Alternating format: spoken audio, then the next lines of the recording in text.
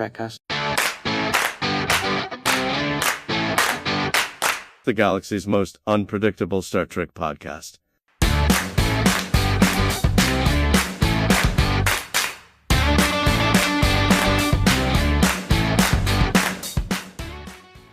Welcome to Trekcast, the galaxy's most unpredictable Star Trek podcast. Today is a very special episode. We are interviewing Doug Jones and Derek Maki.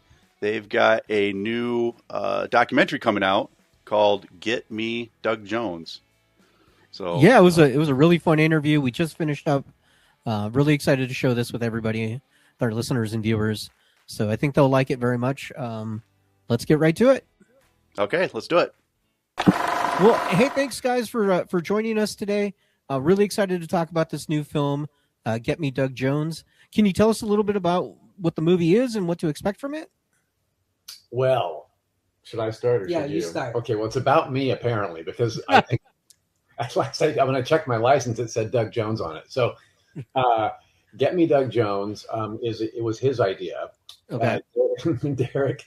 And he's been calling this a love letter to me, which is very sweet. We've been working together for 18 years on the convention circuit. He's my appearance manager. And he thought, would it be nice to do a documentary about my life and career and all that? So when he had a filmmaker named William Conlon, who has done documentaries in the past, and you'll know more about that, what to tell him. But and William and he cornered me in Las Vegas before we went out on the floor for the Star Trek convention there, saying like, "Hey, here's an idea, documentary about you." And I was like, "Oh, what's to document, please?" Oh, I mean, all my imposter syndrome came out in one vomit, right? You can't do a documentary about, no. So you're like, no. So, okay, well, I guess if you're going to do all the work and I don't have to, they're like, "Oh, no, we'll take care of everything." All right. So then they had cameras that day and started recording fan interactions at the convention that very day. And so I guess we're up and running. Okay. So that was from my perspective, what started happening. And you actually turned me down 2 times before when I asked you, because you really didn't want this to happen at all. You were like, nope, no one needs to talk about me. And I'm like, and my whole reason for wanting to do it is because in the 18 years that I've been with Doug, I've watched him have highlights and depression or bad spots or whatever you want to call it in his life.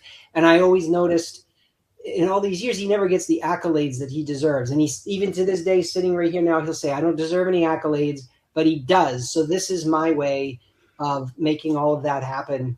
No, you do. So it's close to my heart. And William Conlon, he directed a film called Making Apes. It's based on the makeup of the original Planet of the Apes movies. And I watched the documentary on Amazon, which any of your viewers can see that it's still up there. And I was really taken aback with his direction style, because it's not just a documentary about talking heads, which is what I wanted to avoid. I want this to be a story. So there's going to be some element. I mean, if there will be talking heads. I mean, you cannot not have talking heads, but tons of interviews, in fact. Yeah, we got pretty much everyone, and we're still filming, by the way. So we have names progress. We can't announce yet, but they're, Noah Wiley, Ron Perlman, Mike Mignola, Sonequa Martin Green. From Star. Oh, right. We're on a Trek podcast. Yes. And also Anthony Rapp. Anthony Rapp, David. Oh, yeah. Elias Tefexis. Yes. Jane Brooke. Yeah. I mean, did you just hand over your phone and say, "Call these people," or? Yeah. Talk about dropping some names. That's amazing.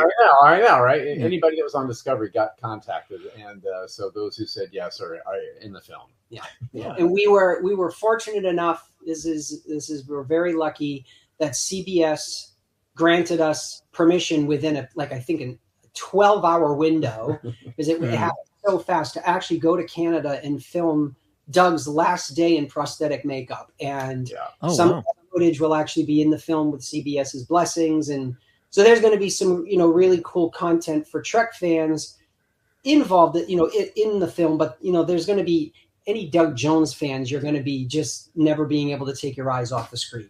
It really should be a 6 episode, hour-long episodic documentary on Netflix or something. But nobody's going to watch that. No, they will. No. But we're doing it as a feature length in theaters, 2 hours.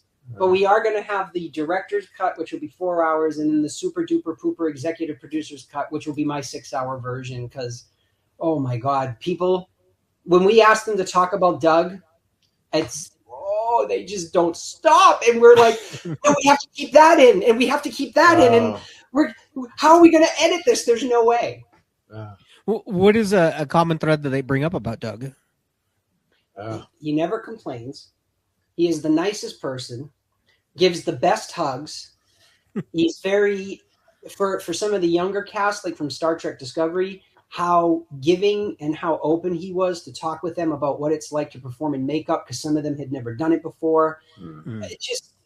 No one said a single bad thing about Doug. We even, on a few interviews, we tried to coerce people to just try to say something he did. And it never worked. Dig up dirt, and they wouldn't get. Thank heaven they didn't give the dirt up. My God. I tried. I couldn't find any. So,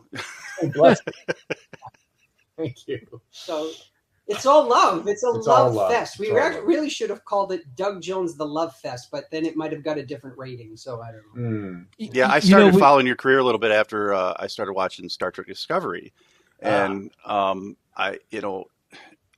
wasn't really aware of your career until I started looking. I'm like, oh, he was in this, and oh, he was in this. Oh, he was the, and then I was just unearthed some tapes in my attic, and I when I was a kid, I used to record TV shows and movies and stuff on VCR, and one of my favorite things to do is to look at the commercials, one of the coolest things I found out is I'm watching a McDonald's commercial, and I'm watching the Mac Tonight commercial, and I found out that you were Moonhead. That's amazing. So it just comes full circle from I've been a fan of yours since I was a kid, and I didn't even know it. And that's why this documentary is important to me, because I want to know more about it. About you. I know a lot more because not just professional interviews with my co-stars and directors I've worked with, but also friends, like longtime 30-year friends and more, and family. And Mrs. Laurie's going to be interviewed. Daughter Natisha's going to be interviewed. And then you're going to have to do a 2-day interview with me. I can't imagine doing this in one sitting. You know, when you're 65 years old, it's a lot of life to recount. You know what I mean? Yeah. Well, you look fantastic. Well, thank you. Thank you, darling. It's all that exfoliation when they take makeups off of me. You know? So, what are you hoping that fans take away from this movie after watching? What are you hoping for? Yeah, because you're the one who wants to make it. Right. Well, I would like basically what Scott just said is for the ones that didn't know all the bits and pieces that Doug has done over his career to walk away and go, oh my God, I had no idea he did that. And then go back and start watching it all. And we also want the industry to take a look at it and say, wow, like, how did we ever look, the name of the film is Get Me Doug Jones, and it's the insider people like the directors and the makeup people that come to him. But what about things like the Academy or the Emmys? Like, why don't they come and start handing him accolades? So we want to get their attention as well and say, look at this amazing actor and the career that he's had, and let's it's eventually it's not going to be Get Me Doug Jones. It's just going to be who you're going to call Doug Jones, or it could just be called Doug Jones. And then, I don't really, I guess that's it. I want people to come up and tell, I want them when they see them, I can't talk. When they see Doug at a convention, I want them to come up to him and go, you know what? I never realized how much effort it took to go into this one role that I loved you in, whether it's Pan's Labyrinth or Hellboy or any of them, and just go, wow, to hear someone talk about the hours and the time and the commitment that it took.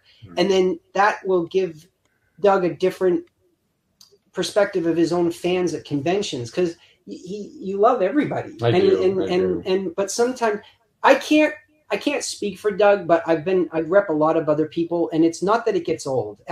People love and admiration should never get old.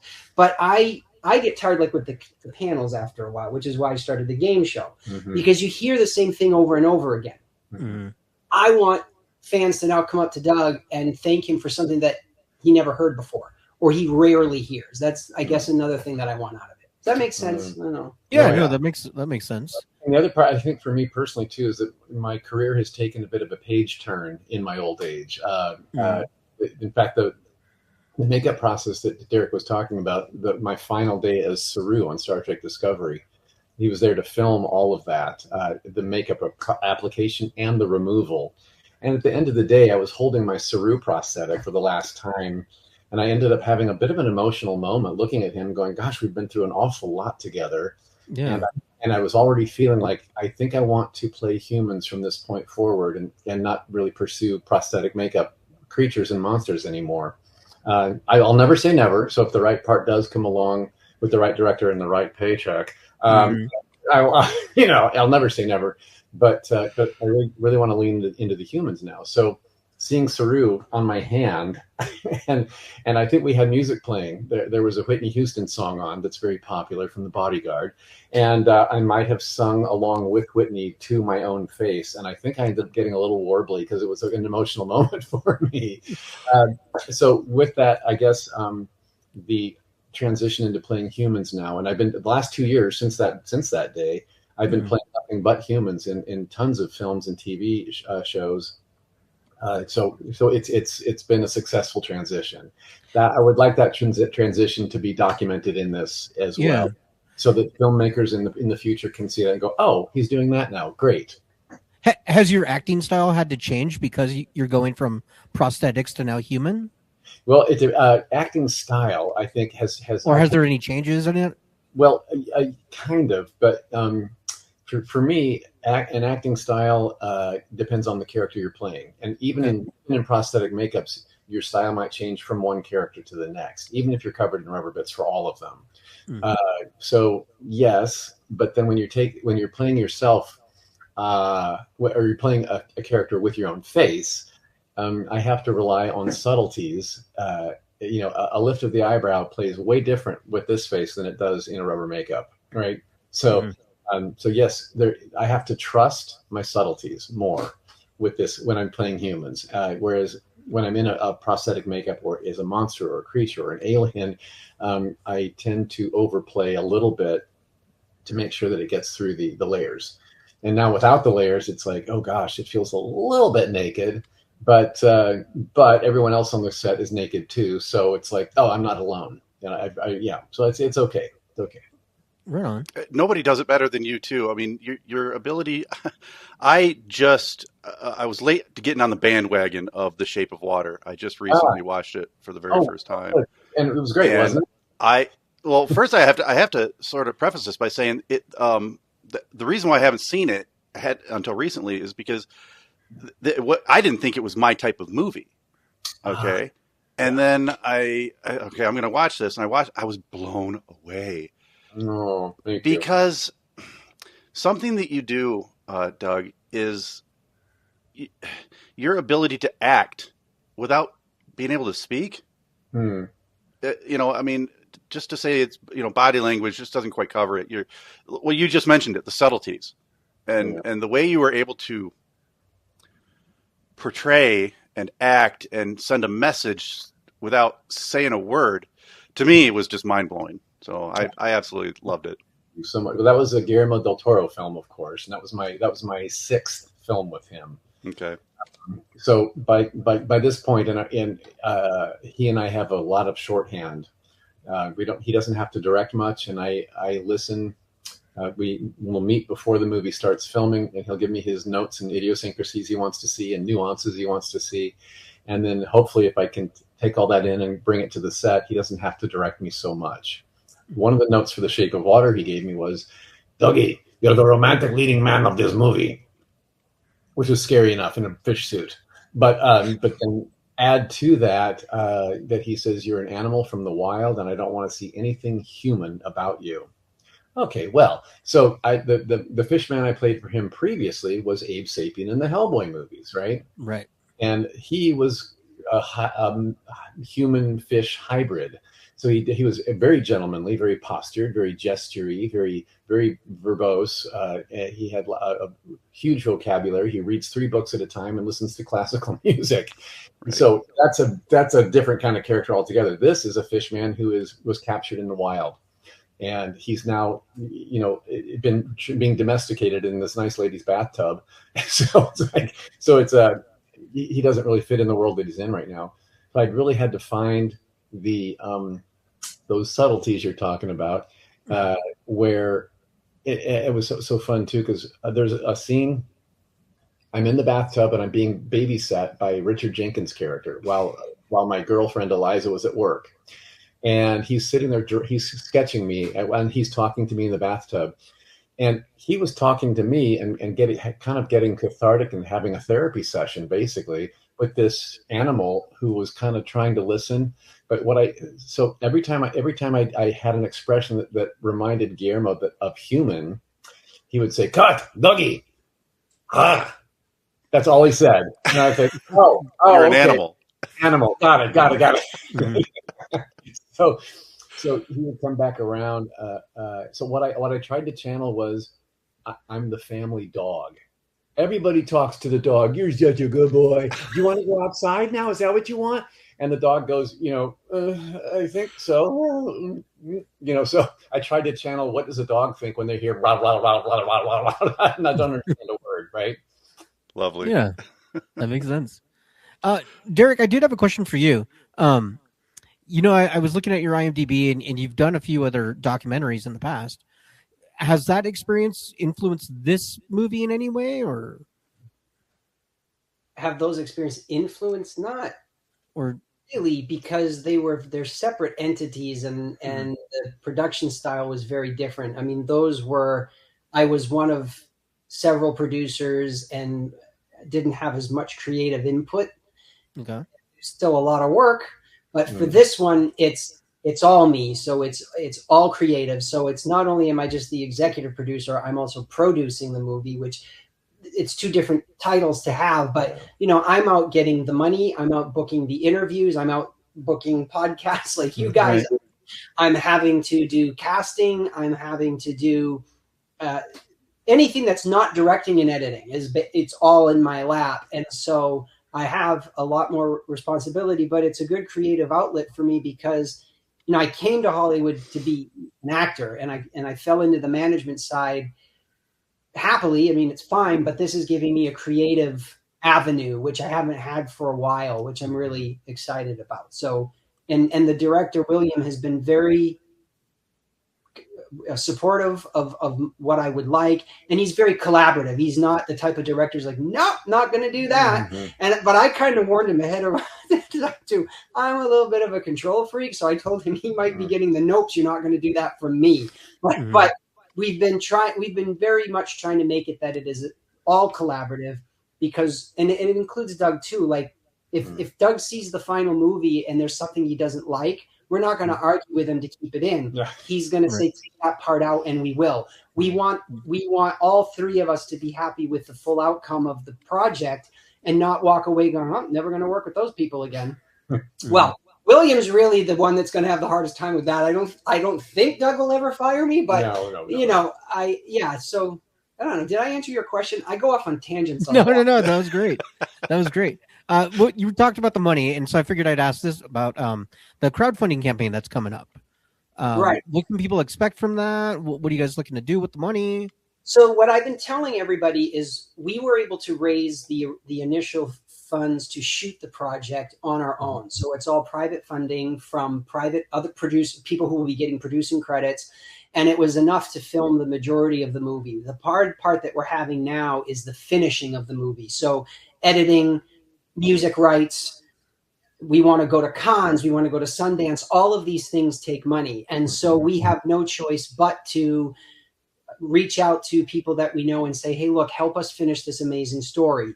And so that's the next part of my job as a producer and executive producer, is to go out and find ways to raise those funds. I did ask Doug if he would donate a few things from his personal archives, which he was gracious enough to do. Mm-hmm. And we've got some amazing pieces that will be offered on April 20th. That's when the campaign opens. That include things like Star Trek Discovery scripts, some props, what we do in the shadow scripts. We've got a bunch of autograph things from various people he's worked with. So we're trying to offer the fans some really cool stuff to thank them for, helping us make this dream a reality. Oh, that's great. That's great. Star Trek fans, one of those perks is a vacuum form of my real face, like a life cast of my face, with an unused prosthetic of Saru on top of it. That's how they shipped them from the shop up in LA up to Toronto. So that was an unused piece that I was given by my creature effects team and I thought, well, you know what? I never wore this. Maybe if someone else can. So we're wonderful. Sign that and put it in the mix for the awards. Oh, that's awesome. Yeah. This will be released the day before it goes live, so that'll be exciting for people to know that that's available. So great. Did have a couple questions though from some fans too that listen to our show. One of them was that they wanted to know, outside of Star Trek Discovery, who is your favorite Star Trek character? Mine personally? Yeah. It would be. I grew up with Spock being my go-to. I'm old, so I was around for the airing of the very first series, the original, when it was on network TV, and seeing the tall, skinny fellow with the pointy ears and the funny eyebrows was like, oh, I love him. Right? I can relate to him. He's the one in the room that doesn't look like everybody else, and he has an awkward behavior about him, and I relate to that. So I always wanted to be, I kind of wanted to be Spock. So when I was offered my role as Saru on Star Trek Discovery, the writing team had a meeting with me in their office to offer me this role and show me the layout of the whole Bible of the show. And they said, you're a Kelpian, which is not a Vulcan, but you will be the Spock of this show. Yeah. And that made perfect sense to me. And I was like, you have just fulfilled my childhood. Let's see. Thank you. Yeah. Here, my favorite's Q. Q? Oh, yeah. Q's a great one. Yeah. Q's a great one. Saru, but you can't say Saru. I mean, no, they just said you can't say Saru. Okay, got it. And then we did have another question from another listener who wanted to know, right now it feels like Star Trek is kind of in a flux right now as things are kind of winding down. Yeah. They want to know, what do you want to see in the future for Star Trek? Or how would you like to see any changes or any differences or stay the course? I don't know. They pumped out so much so fast, it felt like. So I don't know what stone has been left unturned so far. I thought Starfleet Academy was a great idea to go show that side of Starfleet, and how do these kids begin their careers? Because all the series usually start with an up and running ship with a full crew. Right. How does that crew get there? What stage are they at when they're in training? I love that concept, and so now that that's yeah, we're gonna get a second season out of it, and then they might be off. So I don't know what else would there be? Maybe a series that I lead as Saru with my lovely wife Tarina, and we're both in retirement, but we've been pulled back into our diplomatic roles because of some catastrophe happening in the galaxy. Boom. And I love that relationship. 4 years of putting on makeup you don't want to wear. Again, if they pay me enough, I'll come back. We love Action Saru. Yeah. Love that relationship. You didn't play a Vulcan, but you ended up marrying one. I know. Wasn't that great? It was lovely. That whole relationship came about kind of by accident. Tarina was played by Tara Rosling, who's like a Shakespearean trained actress. She's we call her Judi Dench. She's Judi Dench good. Okay. We all called her Judy on set. That's funny. Awesome. But when she was guest starred on one episode of season 3, I was sort of her host on our ship. I saw her around, and we had conversations about them rejoining the Federation, and she was like, had her misgivings about why they left in the first place, and so this whole conversation going. But you could tell that we were both on the same page with intellect and diplomacy, and and it seemed like, and our goodbye scene when that episode was done, we're in my quarters and we're saying goodbye to each other. And I say, I know that we have a lot of discussion yet to do about, your home planet rejoining the Federation. But in the meantime, I would like our conversations to continue. It's kind of like, do you want to do coffee sometime, lady? Right? Right. And she said, I would like that. And then she said, goodbye, by live long and prospering me.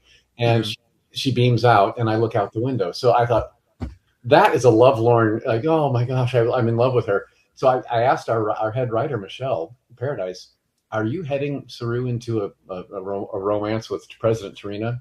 And she said, I hadn't thought of that. How could you not think of it? Right? So anyway, so they brought her back in season 4. Boy, did they! And it was. I'm glad that I was able to spark that little fire. Yeah, we loved that combination. It was. We loved the chemistry between the two of you. It was totally worked together. Yeah, I thought so. Thank you. Yeah, it was a match made in heaven. I have a question. Go for it, if you don't mind. I like to think of myself as a hard hitting journalist here on Trekcast. Should we get under the It's gonna be tough, yeah. And I know you've been asked, the same question over and over again. I'm sure you've been asked a million times, what's it like working with Guillermo del Toro? What's it like with the prosthetics, that kind of thing? But I have a very serious question for you. I was young. I needed.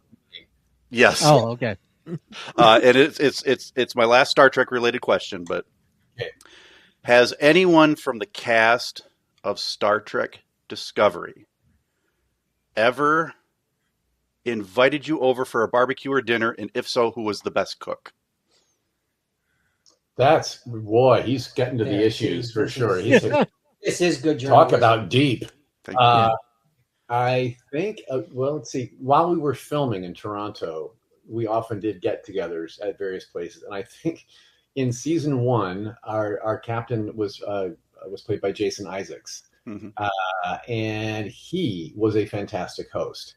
He had a huge house rented in Toronto, so he had lots of room for us to come over and do game night. And then we did kind of a pitch-in thing, but he was good with the barbecue. Yes. Okay. Jason, go on. Yeah, that's awesome. Wonderful. Jason Isaacs. All right. Well, very cool. Well, just before as we're wrapping up, is there anything else you want to bring up about the how people can get involved, how they can help out, anything like that?